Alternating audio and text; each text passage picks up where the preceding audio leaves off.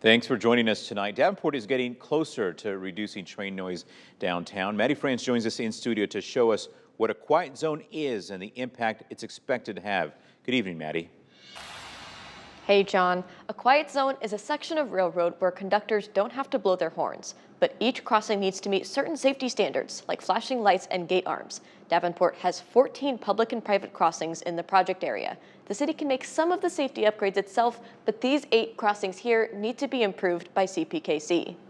When you're in downtown Davenport, you usually hear a train before you see it.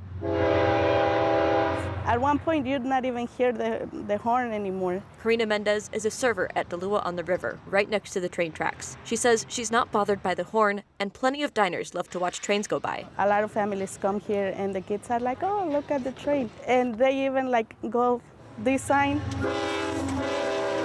But further down River Drive, that noise is more frequent. We have a lot of crossings along our riverfront, so that is a lot of horns going off throughout the day. Since the merger of Canadian Pacific and Kansas City, Davenport has been trying to implement a quiet zone. A lot of times the benefit of implementing a quiet zone is making sure, like during night times, when there isn't a lot of activity, that they don't have to do so you cut down on that noise pollution. Clay Merritt is Director of Engineering and Capital Projects. He says a lot of the work so far has been applying for grants to cover $4.2 million in crossing improvements. So it's not coming out of our normal operating budget or a normal capital budget. Next week, City Council will vote on an agreement with CPKC to upgrade 8 crossings. Each will receive gates that block both sides of the street and flashing lights. Giving people different notifications that a train is coming and to not cross and get on the track. But Mendez worries about getting rid of the horn. People are walking distracted. They don't always get to see the lights for any reason. Even if the train horns go silent, there's still another sound to listen for on the tracks.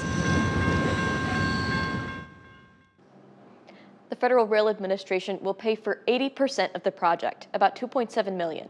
The remaining cost comes from a Destination Iowa grant and money from the CPKC merger settlement.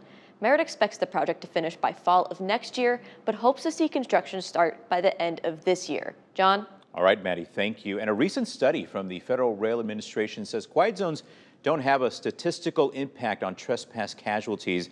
That's when someone enters the train tracks outside a crossing and is struck by a train. And a 2014 study didn't find a difference in collisions at crossings either.